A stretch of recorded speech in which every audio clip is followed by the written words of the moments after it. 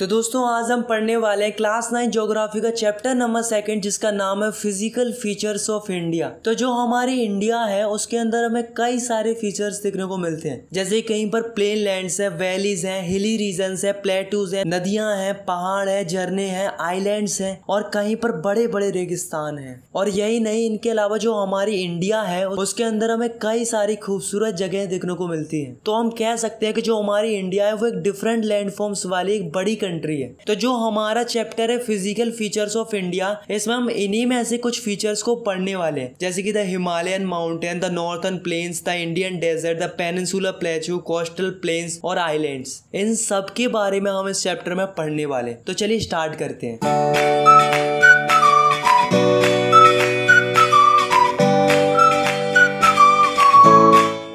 तो हमारे चैप्टर की शुरुआत होती है द हिमालयन माउंटेन से। तो जो हिमालयन माउंटेन्स है वो यांग एंड स्ट्रक्चरली फोल्ड माउंटेन्स है। यांग इसलिए है क्योंकि ये अदर माउंटेन्स के कंपैरिजन में जल्दी फॉर्म हुए हैं, और स्ट्रक्चरली फोल्ड इसलिए है क्योंकि ये टेक्टोनिक प्लेट्स के टकराने के कारण बने थे। अगर हम इंडिया में देखें तो ये यहाँ से लेकर यहाँ तक हिमालयन माउंटेन्स फैले हुए हैं। इनके बेस्ट से एक रिवर निकलती है जिसका नाम है इंडस रिवर। तो ये वाली जो रिवर है जो आप देख रहे हो वही कौन सी रिवर है? Indus river. और इनके ईस्ट की तरफ से एक और रिवर निकलती है जिसका नाम है ब्रह्मपुत्र। तो ये जो हिमालयन माउंटेन्स है वो काफी बड़े बड़े हैं और इंडिया के अंदर काफी लंबे लंबे इलाके तक फैले हुए हैं। मतलब यार आप खुद ही देखो, यहाँ से लेकर यहाँ तक की जो लंबाई है वो है 2400 किलोमीटर। तो यार आप इससे अंदाजा लगा सकते हो कि यार इंडिया कितना लंबा पोर्शन हिमालयन माउंटेन ने कवर करके रखा है। अब यहाँ पर जो माउंटेन्स है वो काफी ज्यादा है और इधर आते आते माउंटेन्स कम होते जाते हैं। मतलब कश्मीर की तरफ इनकी ब्रेड्थ है 400 किलोमीटर, वहीं दूसरी ओर अरुणाचल प्रदेश की तरफ इनकी ब्रेड्थ हो जाती है 150 किलोमीटर। तो इससे हमें क्या पता चलता है कि इधर के कंपैरिजन में इधर ज्यादा माउंटेन्स है। तो जो हिमालयन माउंटेन्स है वो 3 पैरेलल रेंजेस में बटे हुए हैं। तो जो ऊपर वाली रेंज होती है उसे हम बोलते हैं हिमाद्री और इसको बोलते हैं हिमाचल, और जो सबसे नीचे होती है उसे हम बोलते हैं शिवालिक। तो सबसे पहले हम बात करते हैं हिमाद्री की। तो इस रेंज के अंदर जो माउंटेन्स आते हैं वो काफी बड़े बड़े होते हैं। इनकी एवरेज हाइट 6000 मीटर्स के अराउंड होती है, इसलिए इन्हें ग्रेटर और इनर हिमालय भी कहते हैं। ये पूरे साल बर्फ से ढके हुए होते हैं और ये जो माउंटेन्स है वो ग्रेनाइट के बने हुए होते हैं। अब थोड़ा नीचे आते हैं और बात करते हैं हिमाचल की। तो ये वाले जो माउंटेन्स होते हैं वो हिमाद्री रेंज से नीचे आते हैं। इन्हें लेजर हिमालयास भी कहा जाता है। इनकी एवरेज हाइट 3700 मीटर से लेकर 4500 मीटर्स के अराउंड होती है। अब बात करते हैं शिवालिक्स की। तो इनकी जो हाइट होती है वो 900 से 1100 मीटर के अराउंड रहती है। और दोस्तों खास बात तो ये है कि जो शिवालिक रेंज के जो माउंटेन्स होते हैं वो एलुवियम सॉइल के बने हुए होते हैं, यानी कि मिट्टी के बने हुए होते हैं। अब ये जो हमारे हिमालयन माउंटेन्स है इनको एक और तरीके से बांटा जा सकता है, वो है एरिया वाइज। तो जो इंडस रिवर है और ये जो सतलुज रिवर है, इन दोनों के बीच में जो माउंटेन्स वाला एरिया है उसे हम बोलते हैं पंजाब हिमालयास। और सतलुज रिवर और काली रिवर के जो बीच वाला एरिया है उसे हम कुमाऊं हिमालय बोलते हैं। ऐसे ही काली रिवर और तीस्ता रिवर के बीच वाला जो एरिया है उसे हम बोलते हैं नेपाल हिमालयास। और जो तीस्ता और दिहांग रिवर के जो बीच वाला एरिया है उसको हम बोलते हैं असम हिमालयास। अब यार आप यहाँ पर देखो, तो ये जो हमारे हिमालय माउंटेन्स है वो यहाँ से लेकर यहाँ तक लगभग स्ट्रेट लाइन में, पर ईस्ट में आते आते ये अचानक बैंड हो जाते हैं और वहां पर एक बाउंड्री बनाते हैं। तो ये वाले जो माउंटेन्स होते हैं तो इनको ही हम क्या बोलते हैं? पूर्वांचल बोलते हैं। और यहीं पर पटका हिल्स, नागा हिल्स और मिजो हिल्स ये सब यहाँ पर प्रेजेंट है। द नॉर्थर्न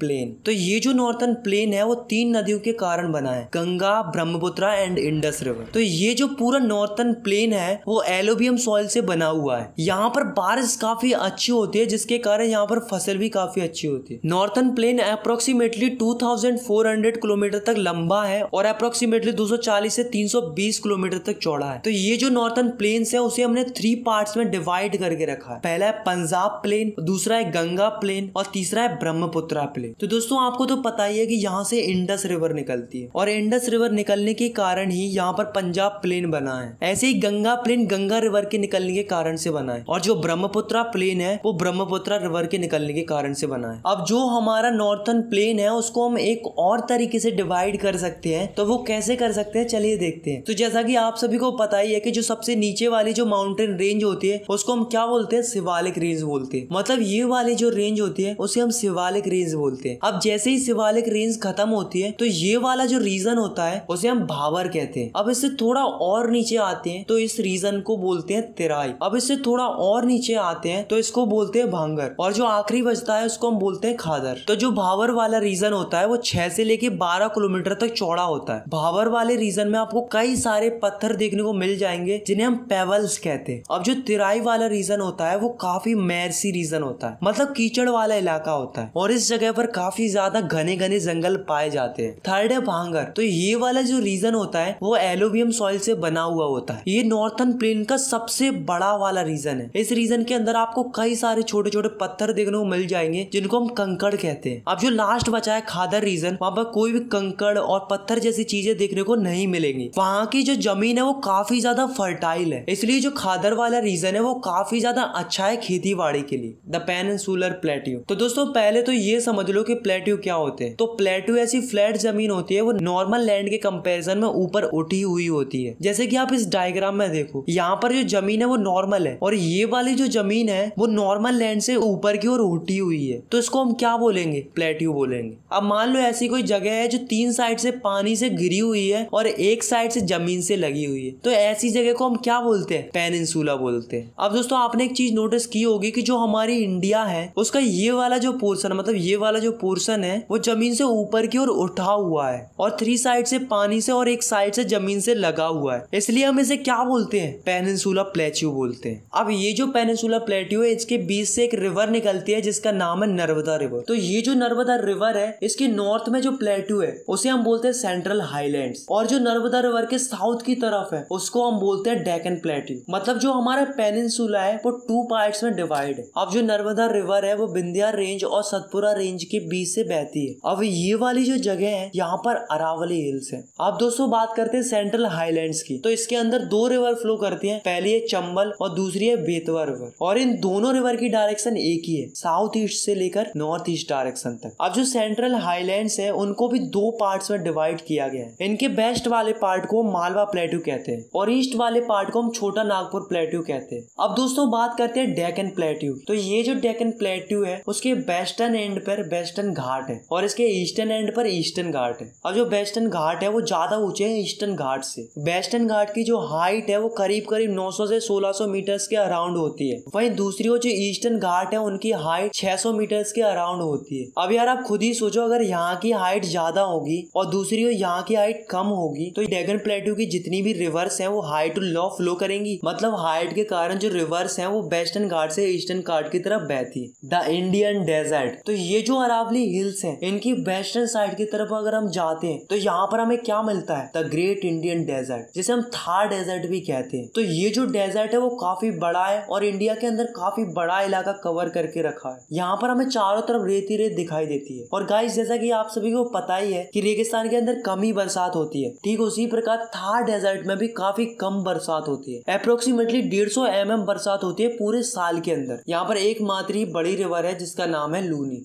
अब दोस्तों बात करते हैं कोस्टल प्लेन्स की। तो ये जो कोस्टल प्लेन्स हैं वो अरेबियन सी से बे ऑफ बंगाल तक है। तो जो कोस्टल प्लेन्स वेस्ट की तरफ है तो उन्हें हम क्या बोलते हैं, वेस्टर्न कोस्ट बोलते हैं, और जो ईस्ट की तरफ है उन्हें हम क्या बोलते हैं, ईस्टर्न कोस्ट बोलते हैं। अब ये वाली जो ईस्टर्न कोस्ट है वो ज्यादा वाइड है as compared to western coast की, क्योंकि ज्यादातर रिवर ईस्टर्न कोस्ट की तरफ ड्रेन होती है। अब जो वेस्टर्न कोस्ट है उसे 3 हिस्सों में बांटा गया है। पहला है कोंकण कोस्ट और दूसरा है कन्नड़ प्लेन और तीसरा है मालाबार कोस्ट। सिमिलरली जो ईस्टर्न कोस्ट है उसे भी 2 हिस्सों में बांटा गया है। तो जो नॉर्थ की तरफ है उसे हम नॉर्थर्न सरकार कहते हैं और जो साउथ की तरफ है उसे हम कोरोमंडल कोस्ट कहते हैं। अब जो लास्ट है वो है द आइलैंड।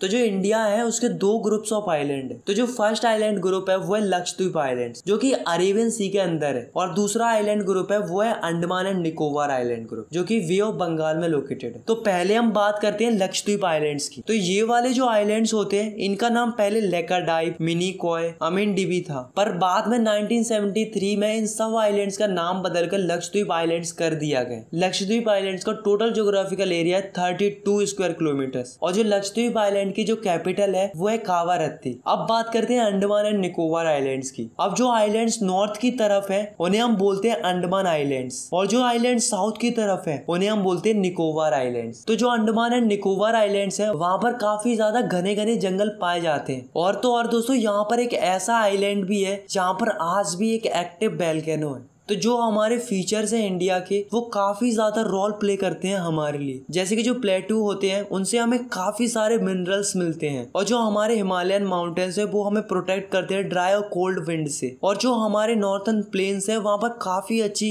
एग्रीकल्चर होती है। तो जो ये हमारे फिजिकल फीचर्स है इंडिया के वो हमारी इंडिया को और भी ज्यादा खूबसूरत बनाते हैं और साथ में हमें रिसोर्सेज भी प्रोवाइड कराते हैं। आई होप आपको ये चैप्टर समझ में आ गया होगा। और यार अगर आपको ये वीडियो पसंद आई है तो यार आप इस वीडियो को लाइक कर सकते हो, और अगर आप चाहो तो इस चैनल को सब्सक्राइब भी कर सकते हो ऐसी क्लास 9th की और भी वीडियोस देखने के लिए। Thanks for watching, take care, bye bye.